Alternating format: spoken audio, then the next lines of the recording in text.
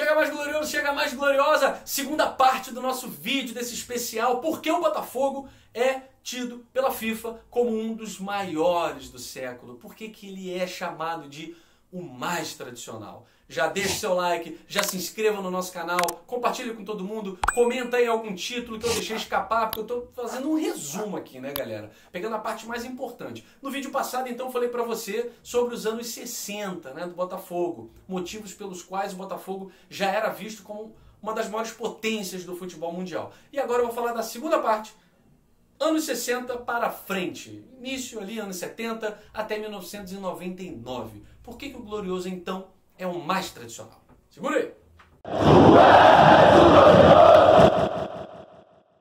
Bom, galera, agora que você já se inscreveu, eu sou o Guilherme Cardoso, você me conhece, se quiser, me segue lá no Instagram, me segue no Twitter, vim aqui para falar de Botafogo com maior felicidade, tô com essa camisa de novo, porque eu preciso lembrar, né, aos nossos rivais, tá aqui, ó, os maiores do século, muita história. Pega a camisa do seu coleguinha aí para ver se tem isso aqui. Não tem e nunca vai ter, né? Até porque se for um dos melhores do século XXI, todos nós já teremos voltado ao pai. Então ninguém vai zoar ninguém, né? Então aproveita, botafoguense, vai lá, faz esse curso comigo de zoação aí. Bom, a segunda parte, é importante destacar que o Botafogo, mesmo a partir de 1969, 1970, né, em que o Botafogo conquista a pequena taça do mundo, Campeonato Intercontinental, considerado um torneio mundial de grande porte, o Botafogo passa um período de seca, né? Assim dizer, né? Um período triste. Eu nasci em 1984, tive o desprazer de não pegar a primeira geração, mas não passei por esse tempo tenebroso aí do Botafogo, quase 2 décadas sem título, né? Essas 2 décadas ela tem que ser relativizada, torcedor. Por quê? Primeiro que não foram 21 anos, né? Esses 21 anos são relativos. O torcedor botafoguense é supersticioso, místico, gosta de trabalhar com o número 7, né, um número emblemático na nossa história. Então o 21 ele vem bem a calhar. Mas destaque, o Botafogo foi campeão brasileiro em 1968, a final foi disputada em 69. Então de 69 para 89 já não são 21 anos. Beleza. O Botafogo conquistou o Mundial de 69 e de 70, tá? A pequena taça do mundo. Só aí, de 70 para 89, também não são 21 anos, né? Antes da conquista do Carioca, de 89, o Botafogo se sagrara campeão do torneio Palma de Mallorca, que era um torneio tradicionalíssimo na Espanha e que reunia equipes tradicionais no futebol mundial, né? Por exemplo, em 1988, quem disputou o torneio Palma de Mallorca? O Mallorca, que era a equipe da cidade, né, que dava nome ao torneio, o Barcelona, o Boca Juniors e o Botafogo. Mesmo sem ganhar um título internacional desde 1970, mesmo sem ganhar um título nacional desde 1968, o Botafogo, ainda assim, mandava jogadores para a seleção brasileira, para a Copa do Mundo, tá? Por exemplo, o próprio Jair, né, o Jairzinho. Marinho Chagas foi lateral esquerdo, né, nos anos 70, nas Copas dos anos 70. Botafogo nos anos 80, por exemplo, enviou o Alemão, enviou o Josimar, jogadores importantes e que fizeram gols em Copas do Mundo, né? E o Botafogo era convidado para a disputa de torneios internacionais que rendiam uma granaça, que rendiam audiência. Se você pegar aí os jornais de 1988, na Espanha, o jornal retratou essa conquista do Botafogo em 1988, vencendo o Boca Juniors na semifinal e vencendo o Barcelona por 1-0 com o gol do Marinho na final. Os jornais retrataram essa conquista do Glorioso e lamentaram a derrota do grande Barcelona. Mas enfim, só para dizer para vocês que esse período de seca, né, é uma seca para você ver a importância do Campeonato Carioca à época. Era uma seca de torneios nacionais, né? O Botafogo não conquistara, foi vice-campeão em 71 e 72 do Campeonato Brasileiro. Em 81 foi semifinalista, né? E só foi ser campeão nacional, né, de um torneio no Brasil em 1989, quando conquistou o Campeonato Carioca em cima do Flamengo com o gol do Maurício. Bom, mas eu não estou aqui para falar de Campeonato Carioca, Eu estou aqui para referendar o motivo de o Botafogo ter sido escolhido, ao final do século XX, como um dos grandes clubes do século. Bem, os anos 90, para quem é torcedor do Botafogo da minha geração, nascido aí nos anos 80, 84, 85, 86, os anos 90 foram anos excelentes. Por quê? Porque o Botafogo ganhou um pouquinho de tudo. Né? O Botafogo só não ganhou maior destaque nos anos 90 porque teve a geração do Palmeiras, uma geração extremamente vencedora, né? E a geração do Vasco, né? Que foi uma geração também extraordinária. Mas o Botafogo nos anos 90, além do campeonato de 89, né? O Botafogo foi campeão estadual em 90, o Botafogo foi campeão carioca em 96, né? Em cima do Madureira, 3-0. O Botafogo foi campeão carioca em 97, em cima do Vasco de novo, né? 90 e 97. Em 92, o Botafogo começa a pontear novamente, né? Estar lá na ponta dos campeonatos nacionais. O Botafogo disputa a final do Campeonato Brasileiro. Em 1993, com o elenco todo rachado, a gente vai ter um vídeo aí especial sobre o Sul-Americano de 93, a Copa Conmebol. O Botafogo conquista esse torneio continental no Maracanã. O Botafogo, em cima do Peñarol, tem o seu primeiro título sul-americano, em 1993. Em 94, o Botafogo começa a montar a geração de 95. O Botafogo ficou ali entre os 8 primeiros no Campeonato Brasileiro de 94. Perdeu nas quartas de final para o Atlético Mineiro. Em 95 é campeão brasileiro. Em 96, além de ser campeão carioca, o Botafogo conquista outro torneio tradicionalíssimo. O torneio Teresa Herrera. O torneio Teresa Herrera, nada mais nada menos, reunia o campeão da Champions League, o campeão do mundo da FIFA, da Copa Toyota, tá?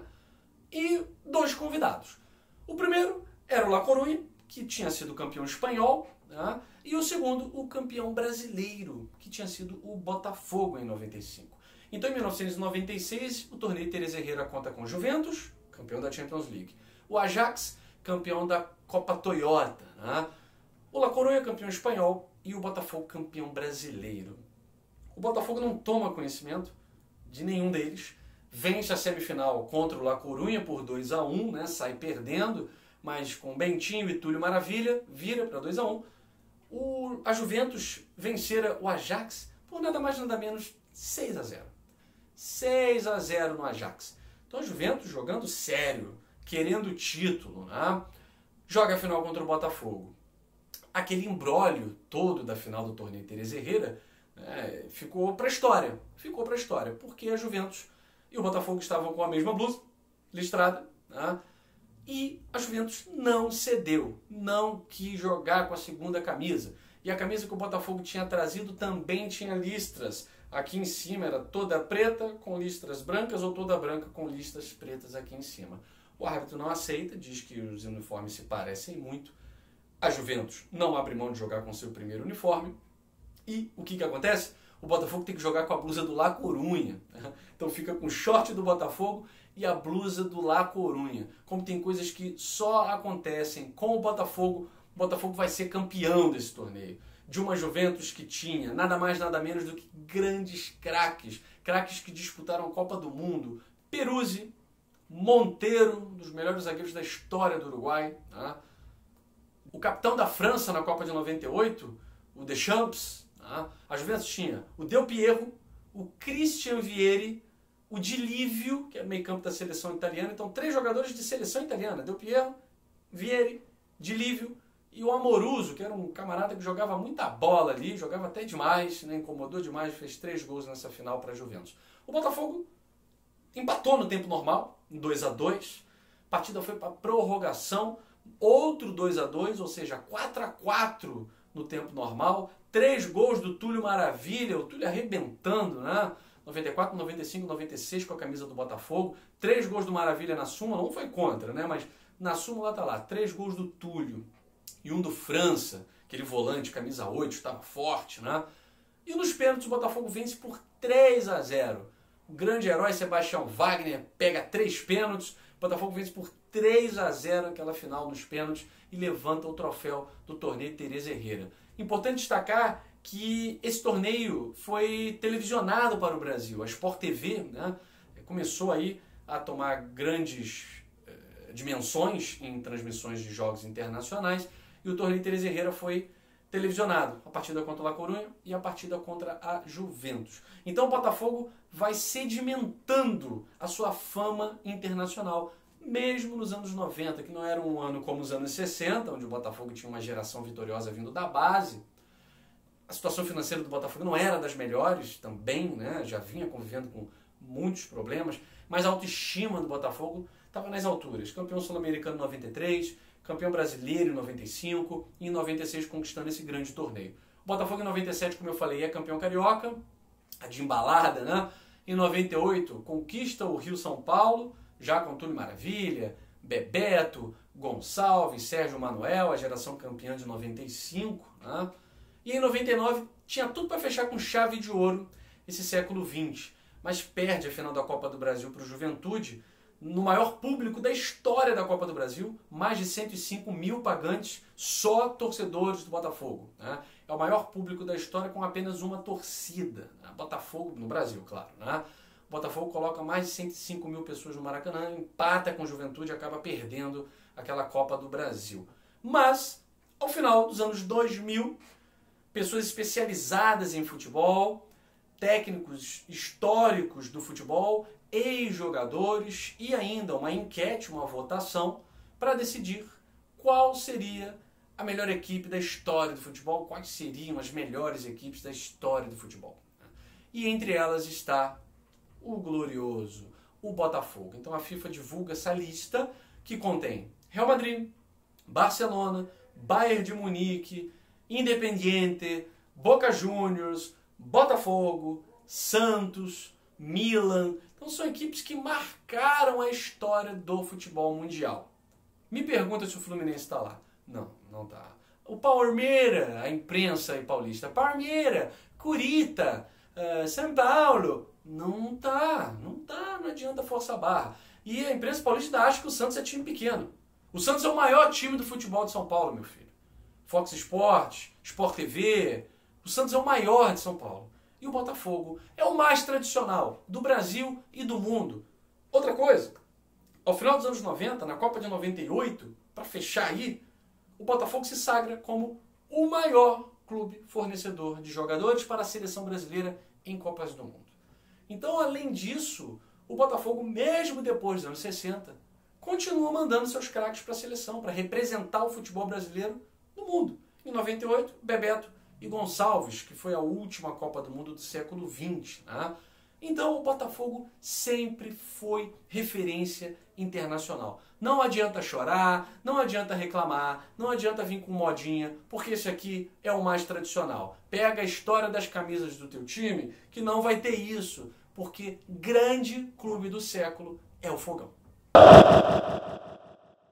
Valeu, gente! Esse segundo vídeo aí para tirar a dúvida, você que é botafoguense e não sabe às vezes como se defender desse torcedor aleatório aí, cara, você é um dos grandes clubes do século. Você é tetracampeão mundial. Você é campeão sul-americano no Maracanã. Você é botafoguense, meu amigo. Você é o mais tradicional. Aproveita, se inscreve no canal, deixa o seu like, compartilha, comenta, porque aqui você tem uma opinião inteligente e apaixonada do Botafogo. Valeu, galera, até a próxima!